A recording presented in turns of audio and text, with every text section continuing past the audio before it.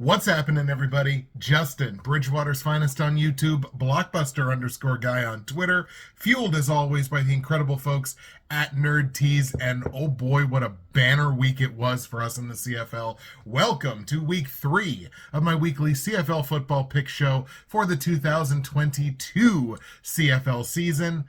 I mean, what else can you say about a week that you went 11-1? Oh my God. I think that's the best week I've ever had. Absolutely incredible. Another 4-0 week straight up. We have not lost a game straight up this season. We are at 8-0 through the season so far. Against the spread, clean sweep. 4-0, 7-1 now on the season against the spread. Just tremendous results there. Even went 3-1 on the totals, now 5-3 on the over-unders on the season so far. That's good for 63%. 20-4 on the season so far. 83.33% on the CFL picks so far this year. Absolutely incredible. A start I could not have dreamed of. I am incredibly motivated by the numbers here so far for the beginning of the season. I think they're looking great. I love that you're along on this ride for me. We're off to an incredible start. Let's keep it up. Solid performance in CFL Fantasy in week 2. As you may have noticed in the pinned comment on last week's episode, I made some pretty seismic changes to my CFL Fantasy roster after what you saw on this episode last week. But I brought in 96.8 points in fantasy last week, very close to that triple digits that you seek out every single week. My MVP was Riders running back Jamal Morrow. Another fantastic performance for him. 17 carries for $126 and a touchdown on the ground. He also caught 4 balls for 28 yards receiving and added 57 yards in the return game. It was good for 27.7 fantasy points, and if he keeps it up, especially in the return game, this guy is like the secret weapon of CFL fantasy football. Not so secret anymore. That puts me at a season mark of 161.5 fantasy points. That is good for 24th place now out of 46 in the official Atlantic Schooners CFL Fantasy Football League. That is an increase of 9 spots over what my results were in week 1, where I was in 33rd. The leader now has 234.8, which means I'm trailing first place by a little over 73 points. I did gain on first place by a little over 6 points based on the results from last week. I trailed 10th place now by 37 points and gained on 10th place by a little over 7 points. And I only trailed 20th place now by 9.6 points. That's the difference between us having the exact same roster, but having one of my players heavily outperform one of theirs. That's it. I'm not going to be showing you my week 3 lineup right now, and the reason for that is I'm waiting out a lot of things here. I'm waiting out injury reports. There's a lot of uncertainty in terms of who's going to be playing this week and who's not. More so, I would say, than the average week. So unfortunately, if you're expecting my CFL fantasy roster right now, you're not going to get it. I will do my due diligence. I will show you the roster that I have right now. This is a placeholder roster. A lot of that roster is not going to look the same way as it looks right now, like ultimately at the end of this week. But at the end of the episode, I will show you my placeholder roster just to let you know kind of where my mind is at least heading into the week.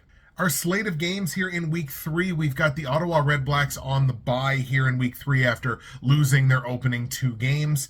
We've got Saskatchewan in Montreal taking on the Alouettes. We've got Hamilton in Winnipeg taking on the Bombers. Edmonton travels to Calgary, Battle of Alberta, Elks and Stampeders. And then we got the Toronto Argos, fresh off of winning their season opener last week, traveling to BC to take on a Lions team that not only is coming into this game off of their bye, but are coming in off of that massive just demolition of Edmonton in week 1. Let's get things started in Montreal, a tale of 2 teams going in exact opposite directions through the first couple of weeks of this season. The Saskatchewan Roughriders in Montreal to take on the Alouettes. Riders are 2-0 to start off the year, coming off a 26-16 win in Edmonton against the Elks, double-digit win. Not going to complain about it too much. I think the expectations were probably a little bit higher for this game, but they did come off of a win. Plenty of sizzle in this game. They put up 431 total yards. So the offense definitely moved the ball very well. they weren't really finding the steak until about the fourth quarter. They outscored the Elks 14-3 in the fourth quarter. So plenty of sizzle, and they found the steak eventually. Cody Fajardo stepped up and had another really good performance. Now, he did step back the rush numbers. He didn't run as much in this game as maybe he felt he had to in week one because Jamal Morrow wasn't really getting it going on the ground. Obviously had a great game through the air, but wasn't really getting it going on the ground. So Fajardo only had 5 carries for 10 yards. That's a bit more of what you would expect, I think, from your starting quarterback. Was hyper efficient throwing the ball, and he did enough to win. He didn't have a spectacular game, but he did enough to get the win against a team that, like, let's just be perfectly honest, Edmonton's not on Saskatchewan's level, and I don't think anybody thinks that they are. It was another defensive gem here for the Riders that got them the win last week. They forced 5 turnovers, including multiple interceptions off of Nick Arbuckle. They had 5 quarterback sacks. They knocked down 4 passes in the secondary. They were really undisciplined, and I know I keep hampering on this, but it does matter. 14 penalties for $134 in penalty yardage, more than a full football field of penalty yardage. That's not going to cut it against top competition. I'm not saying they're against top competition this week, but if they get into a situation where they're taking a lot of penalties against a Winnipeg or even against a Toronto, that's going to get them into a lot of trouble. It's not going to fly against the top teams. Alouettes have kicked off their season with back-to-back losses, losing a single-point heartbreaker in Toronto last week. A furious comeback in the fourth quarter. I think they outscored the Argos 10-1 in the fourth quarter. So they came very, very close to forging a full comeback. It falls just short, and Vernon Adams gets the hook in this game very early. I think he'd only attempted maybe 4 passes and a couple of runs. So he got the hook early in this game in favor of Trevor Harris. In fact, it was the other guys at quarterback, Trevor Harris with 290 total yards, and even Dominique Davis on the ground, 5 carries for 13 yards and a rush touchdown, as well as the kicker, David Cote, hitting 4 of his 5 kicks that really made this a game and almost got the job done for the Alouettes. As a matter of fact, look, if Cote goes 5 for 5, Montreal wins that game last week, so they were right there the whole time. Jeshurun Antwi, in his first opportunity as the RB1 here in Montreal, did very little with the starting gig. He only touched the ball 10 times. He had 47 all-purpose yards, which is fine, but just didn't really do a ton to really rip that RB1 role away. I would expect to see Walter Fletcher get into this game. He was a healthy scratch last week. He's fully participating in practice. He may even become the featured back in Montreal's backfield this week. They may just give him a look. They traded for him for a reason. I wouldn't be surprised to see Walter Fletcher get in the game and get plenty of work this week. So, based on that conversation that we had, there's no reason to believe that Saskatchewan's not going to win this game, right? I'm taking the Alouettes. Look, I never ask the viewers of this show to agree with or go with the same things that I pick. Here's my reasoning for this. This is my upset special of the season so far. We've seen, one upset? I think favorites are 7-1 straight up. The Riders are playing their second straight road game. This is what Montreal had to do last week. They started the season, their first 2 games, away from home, meaning this week is the Alouettes' home opener, which does matter on an energy level, an emotion level. You're in front of your home fans. It makes a difference. Second straight road game for Saskatchewan. It's also their second game in 5 days. They played on Saturday. They played the late game on Saturday, in fact. They closed week 2. Now they have to travel basically across the entirety of the country and play their second game in 5 days. Second road game, as a matter of fact, in 5 days. Montreal's on a full week of rest. They played last Thursday. They play again this Thursday. So they're getting their full slate of rest. This is a situation that is exactly what, this is what trap games are built on. This just reeks to me of a trap football game.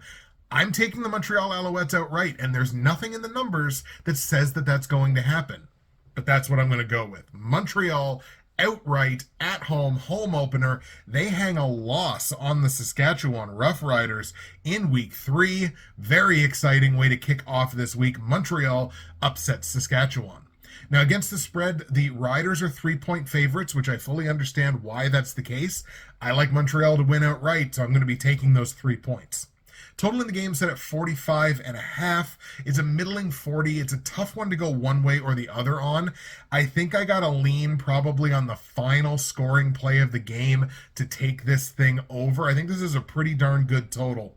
I'm going to go over the 45.5 points just because it's so middling. It's so easy in the CFL to get to that number, even though there's been a lot of unders here early in the season. Let's go over 45.5 points in Montreal, Saskatchewan. We're going to go Alouettes 24, Riders 23. Owls get their first win of the season. Upset special. Off we travel to Winnipeg now, where the two-time defending Grey Cup champions are at home to play host to the Hamilton Ticats, another matchup of two teams going in exactly the opposite direction. Hamilton starting their season 0-2 off of a heartbreaking loss in overtime, 33-30. It's their second straight blown game in the second half. Hamilton's scoring in the second half of this season, yes, it's only 2 games old, but these trends are starting to develop already. In the second half of games this year, the Ticats are being outscored 54-16. That's just in the second half. Both games, the Ticats have completely fallen apart after halftime. Dane Evans had himself a pretty monstrous performance. 447 total yards. He threw 3 touchdown passes. He was very good in this game, except when he wasn't. When he was good, he was really good. When he was bad, he was spectacularly bad. Like, I think that the monster numbers that we just had there are overshadowed by the turnovers. You're talking about he threw 2 interceptions, including the interception in overtime that officially ended the game. And he had that weird QB sneak where he just had the ball just ripped out of his hands. Like a guy just came around the end and was like, thank you, and then just ran the other way 45 yards for a touchdown. And as far as I'm concerned, if you're looking for one primary reason, other than, of course, falling apart in the second half of games, that the Ticats are 0-2, their defensive line has generated nothing. Their D-line has 1 sack in 2 games. 1 sack in 2 games is not good enough. You're completely lacking pressure, but you're expecting diamonds. And I just don't get it. Maybe it makes letting a guy like Jagarrett Davis go in free agency, maybe that kind of shines an even brighter light on a decision like that, because right now this D-line is not good enough. Like, it's just not good enough. It's not getting it done. The O-line is not good enough. If you're not winning at the line of scrimmage, you're not winning. The Bombers are off to a 2-0 start, but boy, it has not been easy. They got back-to-back wins here over the Ottawa REDBLACKS. Last week it was in Ottawa. They won that game 19-12. It was a nail-biter, but boy, that Winnipeg lockdown defense late in the game, that's really what wound up getting it done. Zach Collaros off to a slow start this year. His slow start continued last week. He threw for 68%, which is fine. He did throw 2 touchdown passes, but he only threw for 228 yards, and he did throw a pick.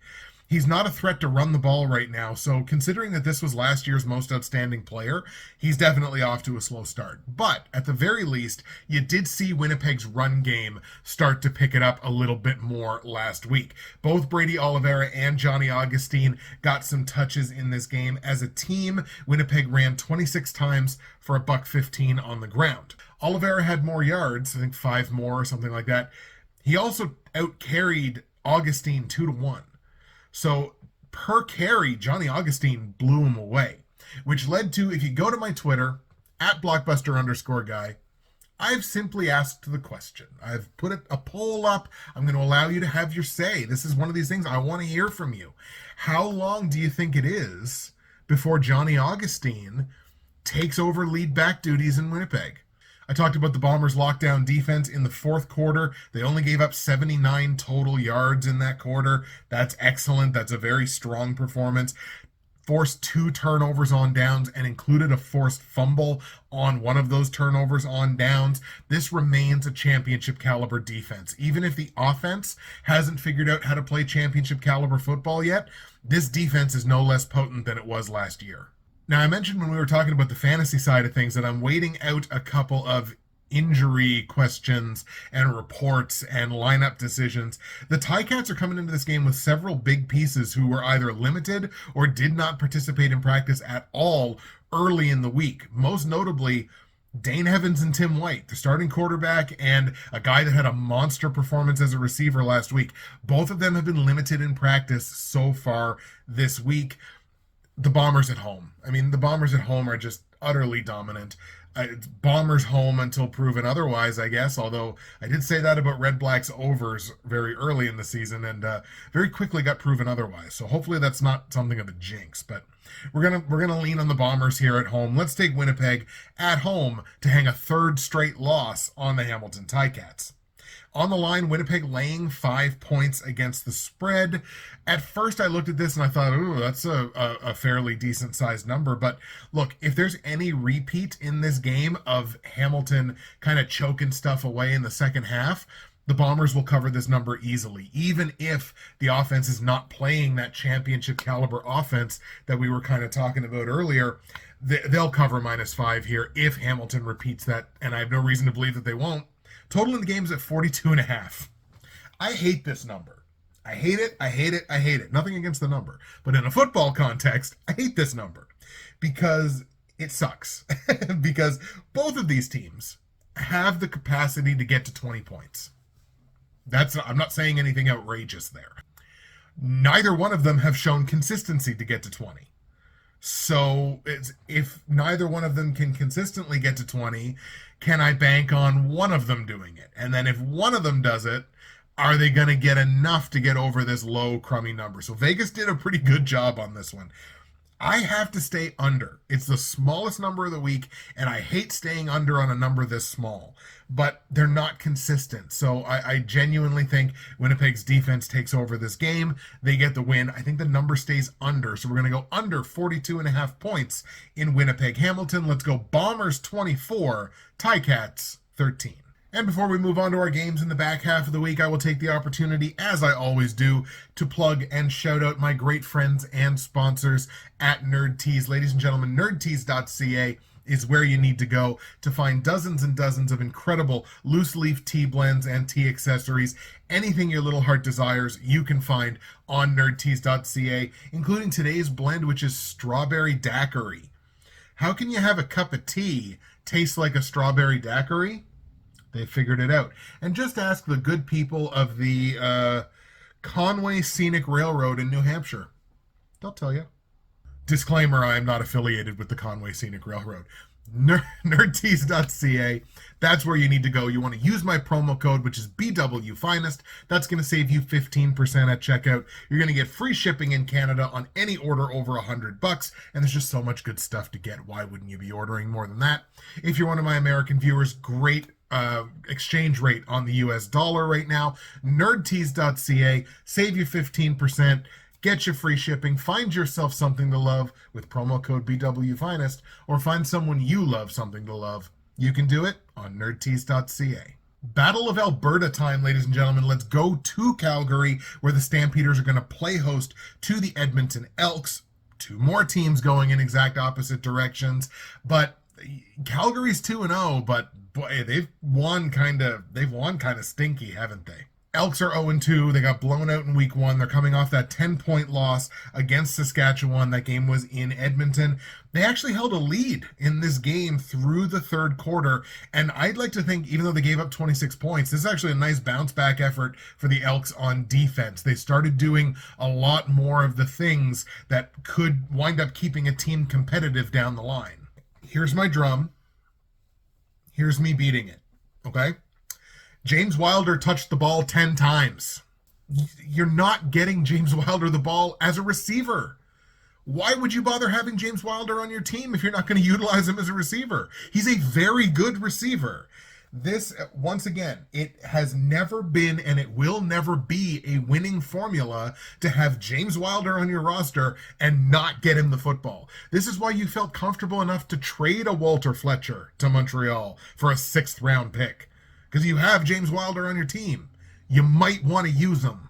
Then again, if I'm talking to Nick Arbuckle, you might want to use anybody that's not named Kenny Lawler. Because very clearly, he trusts Kenny Lawler, and why wouldn't you? He was the best receiver in the CFL last year. Through 2 games, Kenny Lawler has caught 17 balls for 221 yards and a touchdown on 23 targets. That's great. The problem here, and this stat is a little disingenuous because Darrell Walker didn't play last week, but he's the only receiver on Edmonton's roster who has at least 10 targets so far on the season. I know it's only been 2 games, it's a small sample size, but Nick Arbuckle's got to learn to spread the ball out a little more because it's very obvious where he's going with the football. But if you're a defense playing on the other side, like, okay, I'm going to put 2 guys and a safety on that guy, and then what are you going to do? You're not using your running back, so I ain't all that worried about him. You're not throwing the ball to these other receivers, so I ain't all that worried about them. So what are you going to do on offense? You have to be a more diverse offense than 23 targets in 2 games to 1 guy. For the Stamps, like I mentioned, they're 2-0. They're coming off that big overtime win in Hamilton, 33-30, obviously very high scoring game. And that was a thrilling comeback. They trailed that game 24-3 at the half. So this was a big comeback for Calgary just to get the game to overtime, much less to get into overtime and win it. It might not be the old Bo. I'm seeing a lot of people talk about, oh, Bo Levi Mitchell's back. It's the old Bo.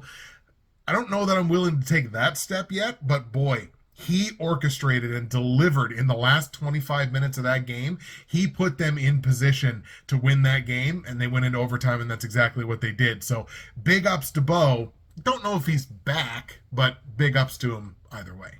Obviously, the big story here is the injury to Kadeem Carey.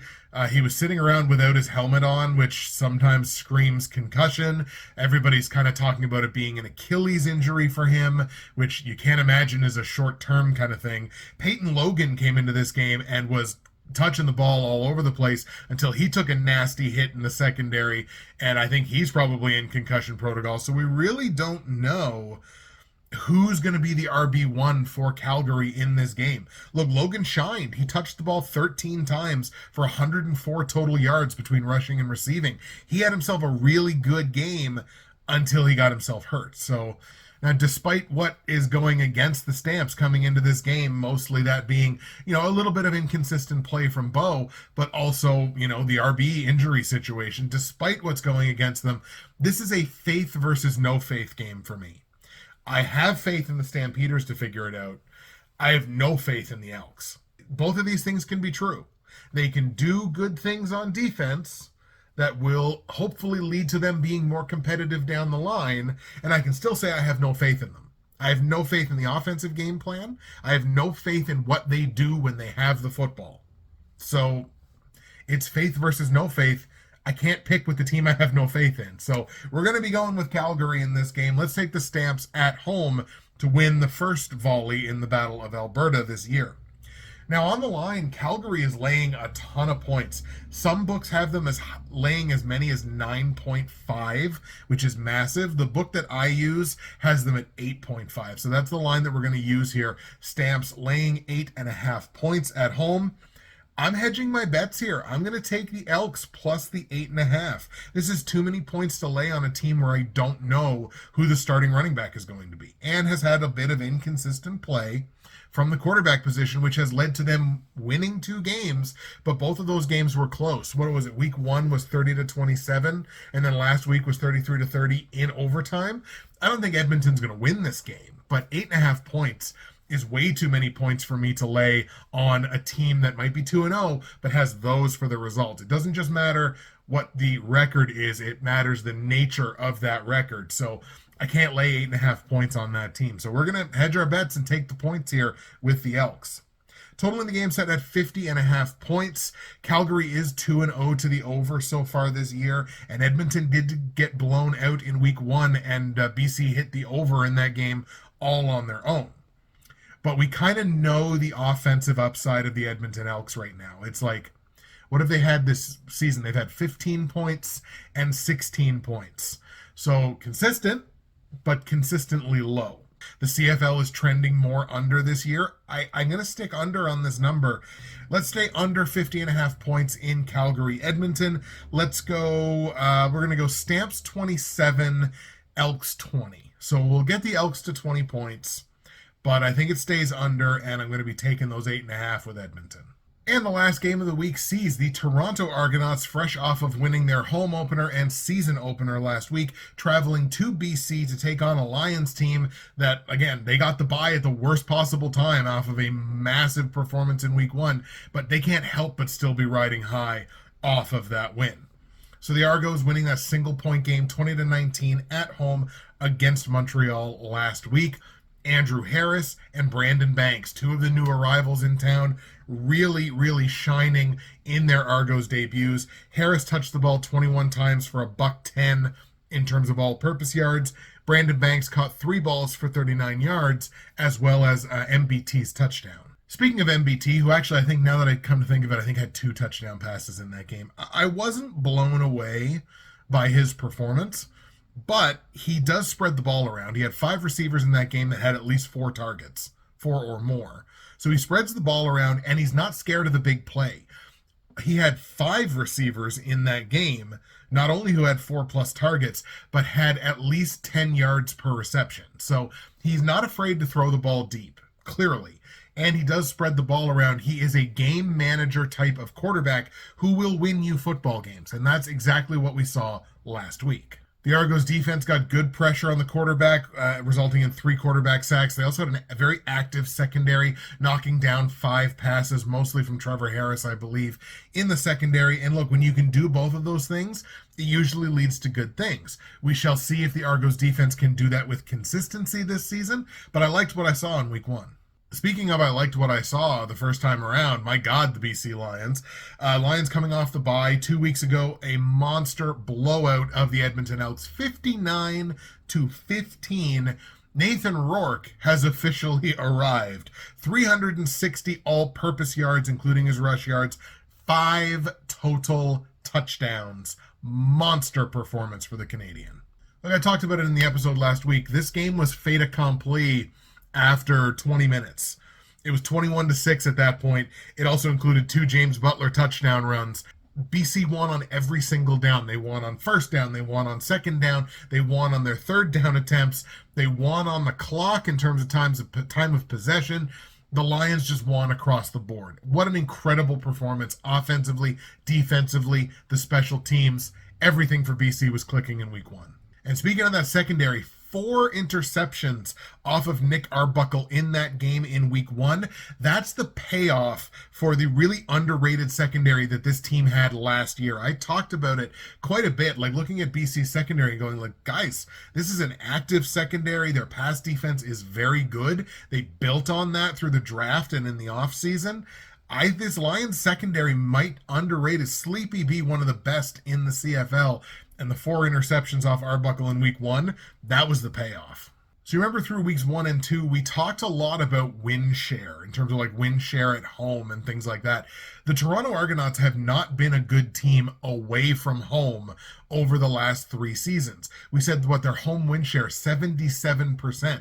That means they've only collected 23% of their total wins in the last 3 years away from home. The BC Lions, we talked about it in week 1. They're a very good home team. This is not a great matchup for Toronto on that level. I like the Lions here. I'm going to take BC at home to hang a loss, the first loss of the season, on the Toronto Argos. Argos, as it stands right now, are the only team in the East Division that's actually won a game this year. On the line here, BC is, of course they are, laying 3.5 as the home favorites. So to buy the half point or to not buy the half point. This is going to be an uncomfortable hedge. I'm going to hedge my bets, and I'm going to take the points with the Argos here. Toronto could win this game outright. Maybe week 1 was smoke and mirrors against a bad football team, which I think is what Edmonton is. So I've got to hedge my bets there and take, like I did in week 1 with Montreal. I thought, boy, this is kind of good, two good football teams, at least in my estimation. So I think I got to go ahead and take the points there with Toronto. Let's take the Argos plus the 3.5. Total in the game set at 48.5 points. I think a lot of people are looking at this game like it's going to be some kind of fireworks show and are hitting the over on this immediately. It's not a 50, but I look at this as 2 really good secondaries. When I talked about both of these teams, I was like, boy, the secondaries played really well. I think this stays under. I don't think these two quarterbacks are going to have an easy time moving the football in this game. Only so much time in a football game. I think they kind of run out of real estate here. I'm going to stick under on this number, under 48 and a half points. I think this is a sneaky one in Toronto, BC. Let's take Lions 23, Argos 21, taking the points with Toronto, but BC gets the win. There you go, folks. Those are my picks for week 3 in the 2022 CFL season. I was about to say week 2. Week 3 in the CFL season for 2022. Let's go over the picks here with you one more time. I've got Montreal opening the week by upsetting the Saskatchewan Roughriders in Montreal in their home opener. I like Montreal +3, obviously taking the points there in a game that goes over 45.5. I've got the Winnipeg Blue Bombers beating Hamilton in Winnipeg, and I'm laying the points -5 on the Bombers in a game that stays under 42.5. I like the Calgary Stampeders to beat the Edmonton Elks. That game is in Calgary. I'm taking the 8.5 points with the Edmonton Elks in a game that stays under 50.5 points. And I like the BC Lions at home to beat the Toronto Argos, but I am hedging my bets with the Argos +3.5 in a game that stays under 48.5 points. That's it for the week 3 picks. I appreciate your patience with me because these episodes have been longer in general than I am sort of used to doing. It's early in the season. We're trying to tighten things up, but I can't tell you how much I appreciate you watching and listening to the episode. Thank you so much. That's it for me, Justin, Bridgewater's Finest on YouTube, Blockbuster_guy on Twitter, fueled as always by the incredible folks at Nerd Tees. Enjoy the games here in week 3. We will see you again in week 4, and as promised, here comes my fantasy lineup, such as it is right now. Reminders, it will be changing. See you next week.